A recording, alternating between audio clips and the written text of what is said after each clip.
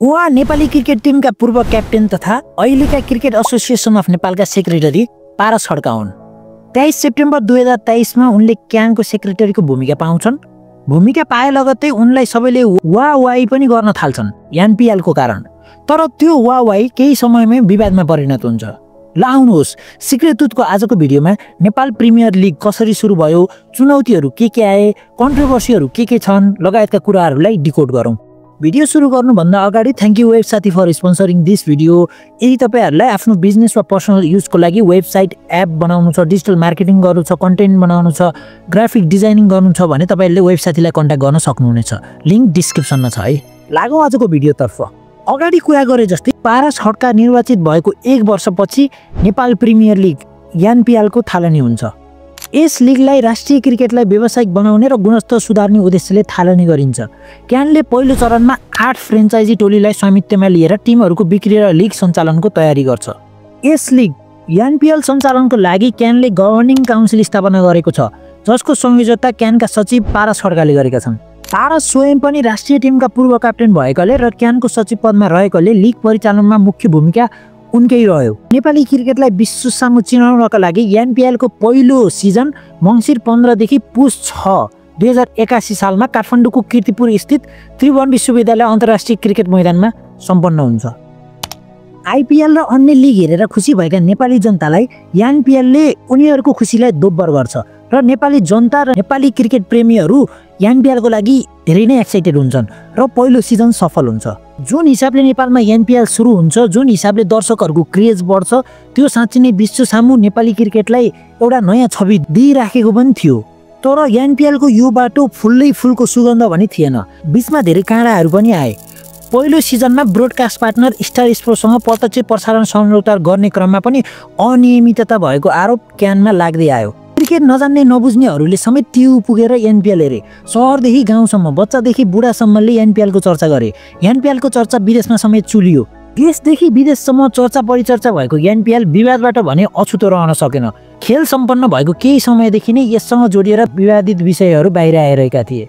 पहिलो सिजनमा लागेको एक आरोपमा एनपिएल प्रतियोगिता आयोजना गर्ने क्रममा स्वदेशी प्रसारणकर्ता कम्पनीहरूलाई प्रतिस्पर्धामा आउन नसक्ने गरी सङ्कुचित क्राइटेरिया बनाई सिन्डिकेट कायम गरिएको भन्ने आरोप क्यानलाई लाग्यो र यसले नेपाली जनतालाई के भविष्यमा एनपिएलमा केही चुनौती आउन सक्ने भनेर पनि एउटा डर सिर्जना गर्यो। आर्थिक तथा वित्तीय अवस्थामा कन्ट्रोभर्सी आएपछि क्यानले पत्रकार सम्मेलन गरेर आर्थिक तथा वित्तीय अवस्थाहरूको बारेमा जानकारी दिन्छ।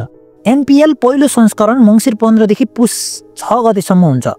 पहिलो सिजनमा क्यानले कुल राजस्व 27 करोड 69,64,818 रुपैयाँ र खर्च 20 करोड 15,73,559 रुपैयाँ भएको जनाउँछ।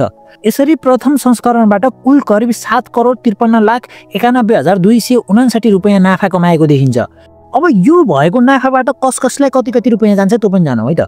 सर्वप्रथम सम्पत्ति बाँडफाँड अनुसार 8 फ्रेन्चाइजी टोलीले प्रतियोगिताबाट आएका टिकट र स्पोन्सरसिप आम्दानीको आधा हिस्सा करिब 4 करोड 37 लाख रुपैयाँ पाउनेछन् भने बाँकी रकम मन्त्री लगायत प्रदेश क्रिकेट सङ्घलाई समेत बाँडफाँड गरी क्यानले करिब 2 करोड 46 लाख रुपैयाँ आफ्नो हिस्सामा राखेको विवरण पेश गर्छ।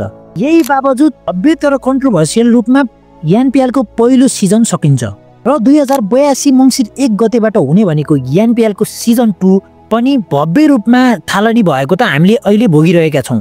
तर यो सिजन पनि कन्ट्रोभर्सीबाट आजाद हुन भने सकेन। एनपिएल सिजन 2 को प्रसारण अधिकार वितरणलाई लिएर विवादित आरोपहरू उठेका छन्। लिगको ओटिटी र टेलिभिजन प्रसारणबारे क्यानले अग्रिम सूचना नदिई अन्तिम समयमा मिलेमतोपूर्ण निर्णय गरेको आरोप छ। क्यानले प्रसारण अधिकारका लागि डिसोम गो र एमएसएम भिडियोबाट टेन्डर मागेको थियो। डिसोमले न्यूनतम ग्यारेन्टी 4.11 करोड रुपैयाँ र एमएसएम भिडियो लगायतको संयुक्त कम्पनीले 5.25 करोड प्रस्ताव गरेको थियो। तर क्यानले कम मूल्य दिने डिसोमलाई प्राथमिकता दिँदै ओटिटी अधिकार सम्झौता गरिएकोमा एमएसएमले असन्तुष्टि जनाएको छ र एमएसएमले यसबारे अख्तियार दुरुपयोग अनुसन्धान आयोग र अन्तर्राष्ट्रिय क्रिकेट काउन्सिलको एन्टी करप्सन युनिटमा उजुरी दर्ता गराएको छ। अख्तियारमा परेको उजुरीमा क्यानको टेन्डर प्रक्रियामा निष्पक्षता नभएको र मिलिमित गरेको आरोप लागेको छ। यी आरोपहरू अख्तियार र खेलकुद मन्त्रालयले संयुक्त छानबिन समिति बनाएर अनुसन्धान गरिरहेका छन्। र यसै बिचमा एकल प्रसारण कम्पनीलाई प्राथमिकता दिने, स्थानीय टेलिभिजनलाई पर्याप्त मार्केटिङ समय नदिने र टेन्डर म्याद अप्रत्याशित ढङ्गले सार्ने जस्तो निर्णयहरूले पनि क्यानमाथि प्रश्न उठिरहेको छ। रिपोर्ट अनुसार पहिलो बिडिङमा नेपालको राष्ट्रिय टेलिभिजनलाई एक्सक्लुसिभ अधिकार दिने भनिएकोमा अन्तिम समयमा नन एक्सक्लुसिभ घोषणा गरी डिसोमले निर्णय गरेको थियो। यी विवाद र आरोपहरू खेलकुद विकास ऐन र पारदर्शिताको सन्दर्भमा प्रश्न उठेका थिए। अख्तियार तथा छानबिन समितिले क्यानलाई आवश्यक कागजात माग्दा उपलब्ध नगराएको र स्पष्ट जवाब दिनु भनी पत्र मार्फत अनुरोध गरेपछि एनपिएल आयोजनाप्रति तीव्र आलोचना भएको छ। र अर्को एउटा चुनौती त टियु क्रिकेट ग्राउन्ड बनाउने बेला आयो। जब असार महिनामै सक्ने भनेको यो प्रोजेक्ट एनपिएल सिजन 2 सुरु हुने बेलासम्म पनि कम्प्लिट भने भएको छैन। असारसम्म सक्ने भनेको यो प्रोजेक्टमा टेन्डर आह्वान, कन्ट्र्याक्टरले धोका दिएको र समयमा काम नगरेको भनेर सरकारले त्यो असार महिना सकिनासाथ प्रतिदिन 2 लाखको घाटा सहने गरी कन्ट्र्याक्टरले यो काम धमाधम गर्यो। शान्तसम्म म्याद थप गरिसकेका थियौँ।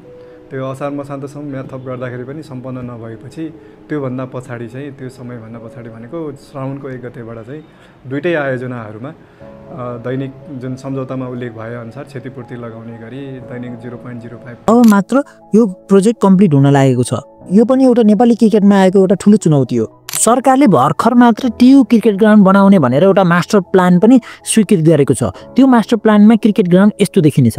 यी त रह्यो क्रिकेटमा रहेको एउटा चुनौतीहरू र हालसालै भएको जेनजी आन्दोलनले पनि के असर पारेको र एउटा चुनौतीपूर्ण अवस्था सिर्जना गरेको पनि देखिन्छ।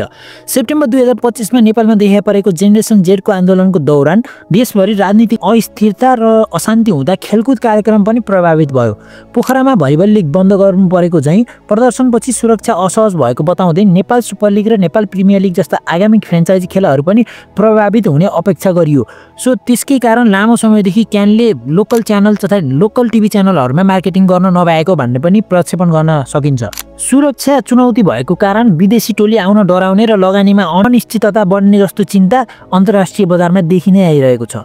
तर यो कुरा त एउटा चुनौती हो, यो त समाधान भइ नै हाल्छ। तर भावी योजनाहरू के छन् त नेपाली क्रिकेटको र यसलाई कसरी सुधार बनाउन सकिन्छ त्यो पनि जान्नु है त। दोस्रो सिजनका लागि उदयमान चुनौती बीच पनि केही सकारात्मक पहलहरू भइरहेका छन्। पहिलो पटक काठमाडौँमा राति पनि खेल्न मिल्ने गरी मैदानमा फ्लड लाइट जडान गरिएको छ। करिब 13,000 दर्शकको क्षमता अनुसारको प्यारापेट पनि बनिसकेको छ र अधिकांश खेल डे नाइटको रूपमा आयोजना गरिनेछ।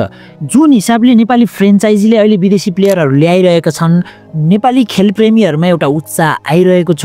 यद्यपि खेलको भरोसा र पारदर्शितामा सुधार आवश्यक छ। यी सुधारका कदम र निरन्तर प्रतिस्पर्धाले गर्दा आगामी संस्करणहरूमा एनपिएलको स्तर उकास्ने अपेक्षा गरिएको छ। आशा गरिन्छ नेपाली क्रिकेट सङ्घले पारदर्शिता कायम गर्दै राष्ट्रिय क्रिकेटको विकास र खेलप्रेमीको विश्वास दुवै पुनर्स्थापित गर्नेछ। सिक्रेट तुतको आजको भिडियो हेर्नुभएको धन्यवाद। यो भिडियो सक्दो सेयर गर्नुहोला र सिक्रेट तुतलाई सब्स्क्राइब गर्न नबिर्सनु होला है त।